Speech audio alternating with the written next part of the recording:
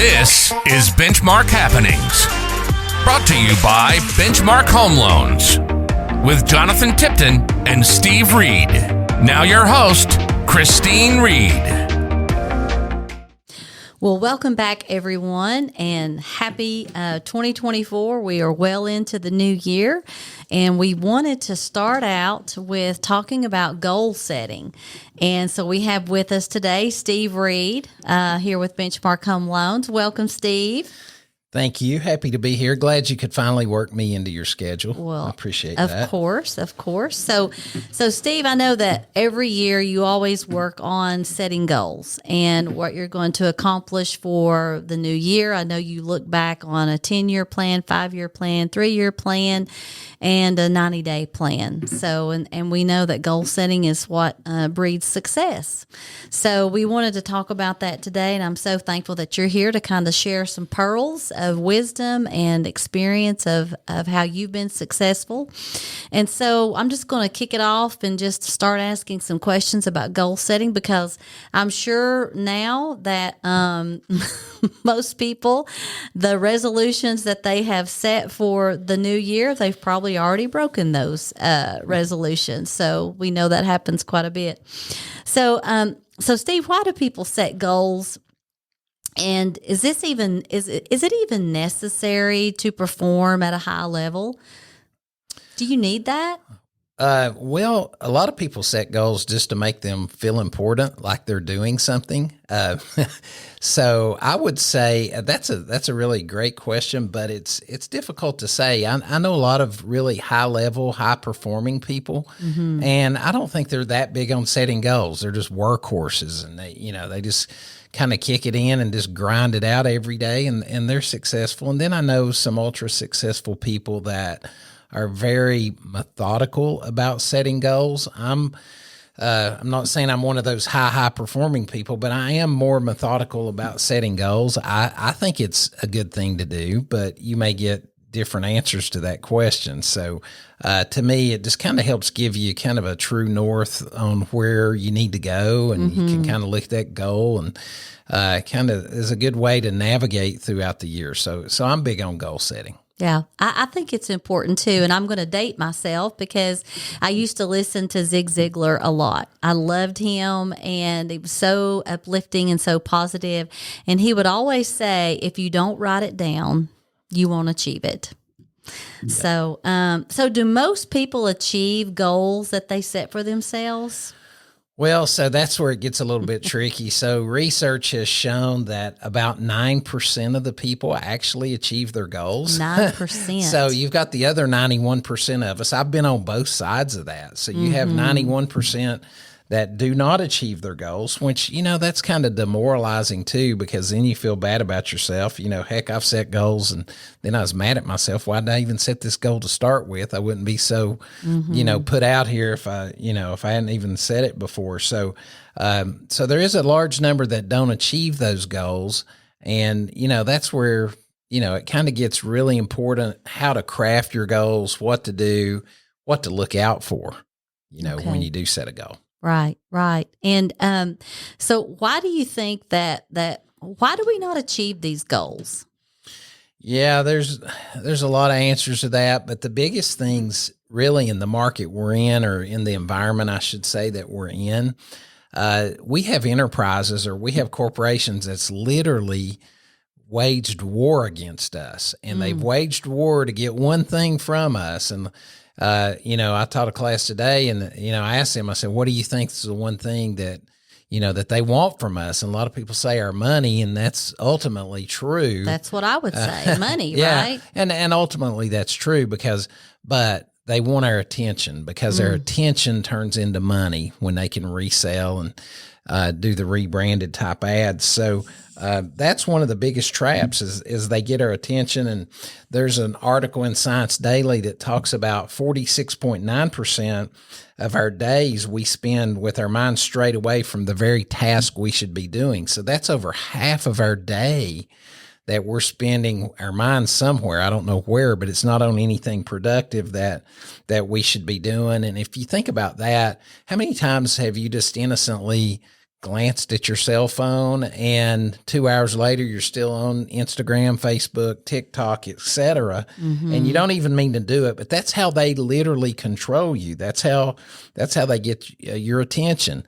And we have just, in the last few years, since 2019, we are spending 30% more of our time on our phones. So in 2019, we were spending an average of 12.5% of our time.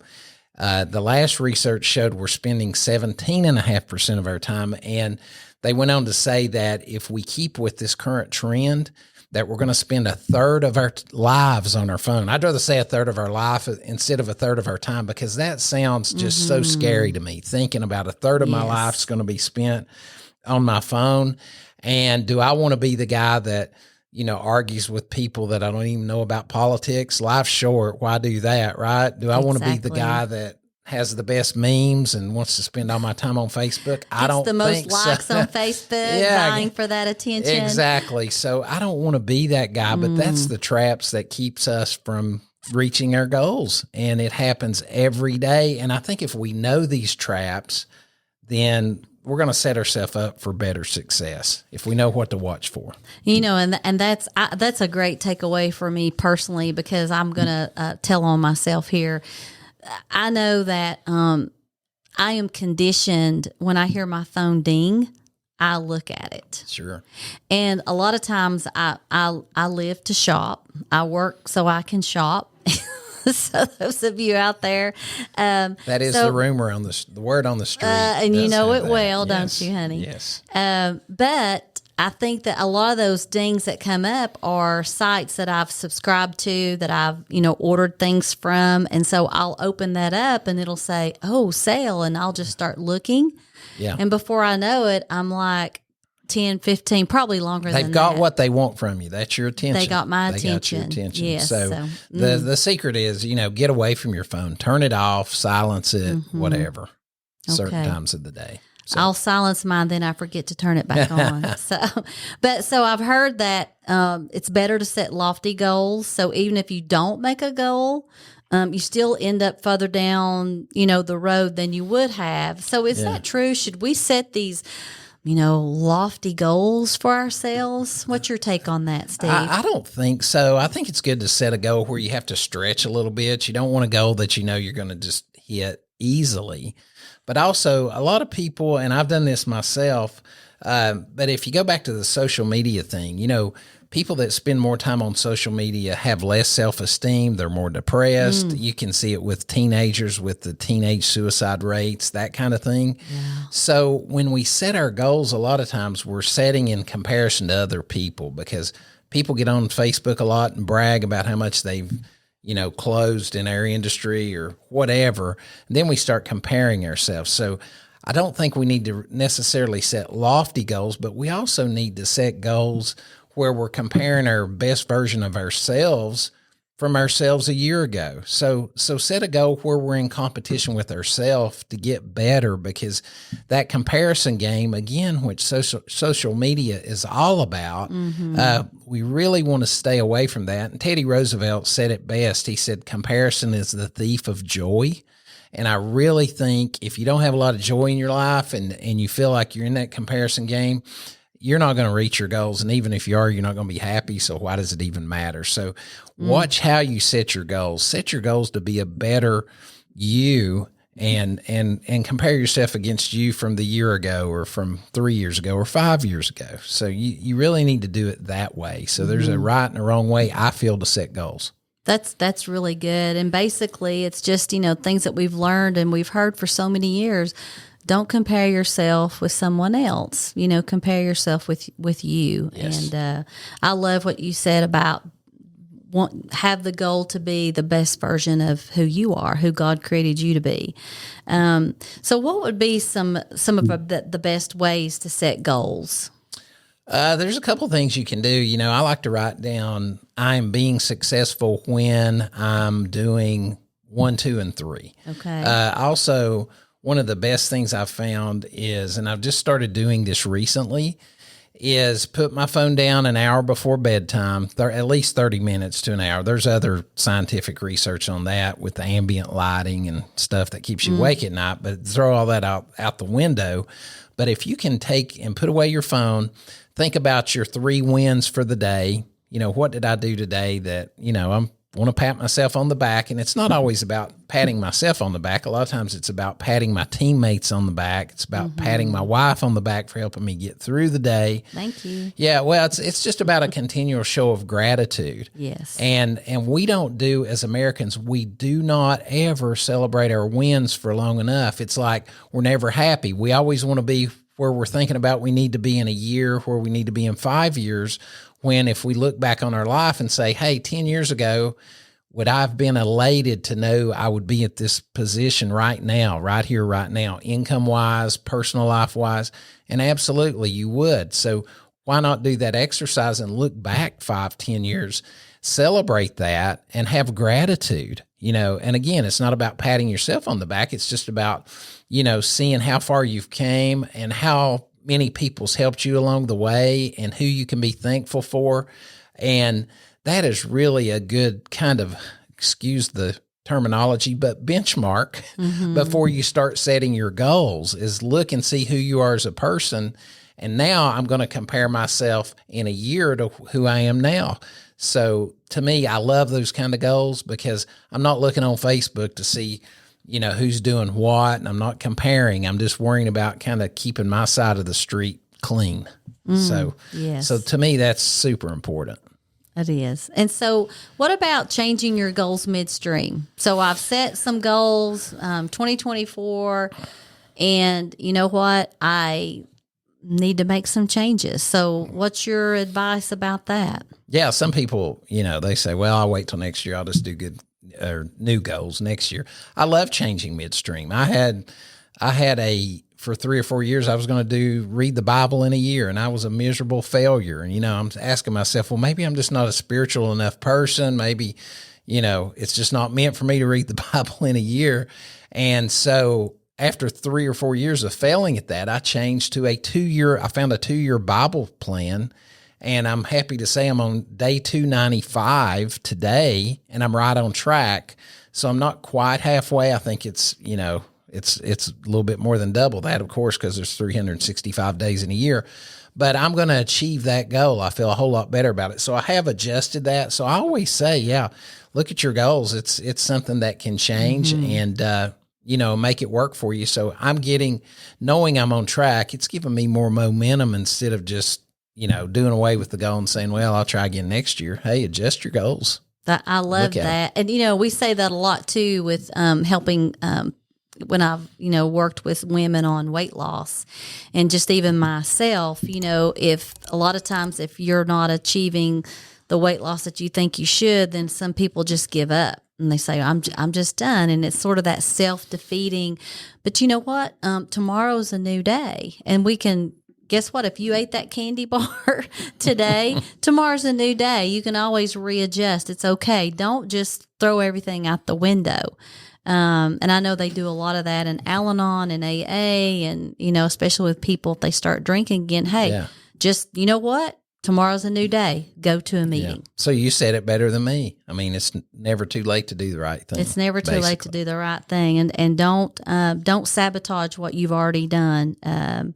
So looking at goals, how do we craft goals? What do you do, Steve, when you're crafting your goals? So again, the first thing I want to do is do the look back and have the gratitude and get in the right mindset. And then the next thing I want to do, there's some words I don't like to use. I don't like to use should, hey, I should lose weight next year. I should exercise more. I want to start using the word must. I must exercise more. I must lose weight. Whatever the goal is. So just changing your vocabulary a little bit. Also, for years, I was so guilty of just looking at the big picture, looking at the outcome, and I wasn't focusing on the daily habits that I need. So if I need to close so many clients in a month, I can't always be looking at how many I've closed. I've got to look at, did I make those 3 calls yesterday I was supposed to make? So look at the daily habits.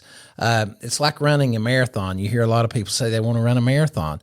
Well, you really need to get up off the sofa and commit to walking around the block for a month before you plan on running a marathon, right? So be realistic. I said you need to stretch a little bit with your goals, but don't stretch that much.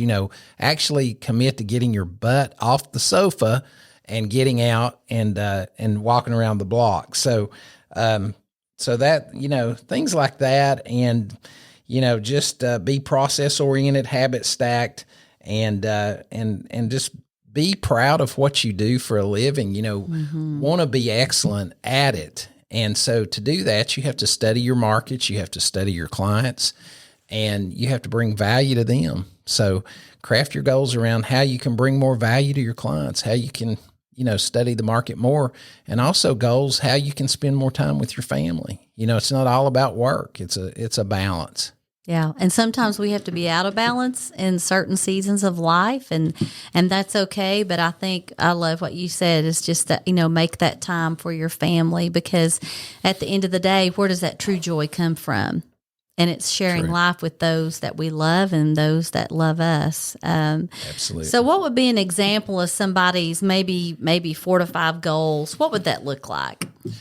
Yeah. So, you can be as creative with these as you want. I know I keep talking about walking around the block, but you could say, hey, I'm going to walk. Example. Yeah, I'm going to walk around the block every day. I'm going to drink a ton of water every day. I'm not going to eat sugar. I'm going to read 1 book a month. I'm going to not drink alcohol and put it into my body. So, that's 4 or 5 goals that, just on a whim, you could just come up with and, stick with them. They're simple enough. Don't make them too complex, because we are simple creatures and we need things to be to where, we kind of understand what we're trying to achieve here. So, yes. So if you've got more than 4 or 5 goals, you don't have any, because, if you have 10, you're not going to do it. Try to keep it 3 or 4. But yeah, that would just, be my recommendation is just, come up with something that's personal to you. Right. And even if, maybe 1 goal. Sure. But have those simple steps that are measurable so that you can actually see, am I reaching this goal? As I evaluate, do I need to change midstream and do something else? Maybe this isn't working. And we use weight loss so much because we're all just obsessed with it in our country. Everybody has that goal. America is probably the most obese country in the world and the most unhealthy country. But yeah, so looking at those goals. So what are some, I know Atomic Habits, he talks about in the book Atomic Habits, he talks about habit stacking and all those things that lead to, if you want to improve your overall health, what are those things you can put in place? And you mentioned all those: walking, drinking more water, less alcohol, healthier food. That's habit stacking, and that's really good. I really like that. So what are some books that you would recommend that you've read this year on how to help people listening to achieve their goals? So I'm going to keep this really simple because the year is young. I think we hadn't had too many days in the year. So the best book I think I've ever read on setting goals is called The Gap and the Gain. And this book, I think you're going to be hearing more about this. It came out late last year. So The Gap and the Gain is a different take on goals. When I first started reading the book, I didn't think I was going to like it because I didn't really like looking backwards so much to make goals, because I thought, the past is the past. I can't control that. That's not going to affect my future. But actually it does. If it gives you the momentum to, pat yourself on the back a little bit to see where you've came from and what you can accomplish, I think it gets you prepared to set the right goals. That's a book that can be read literally in a couple of days. So it's an easy read. Anybody can devour this book pretty quickly.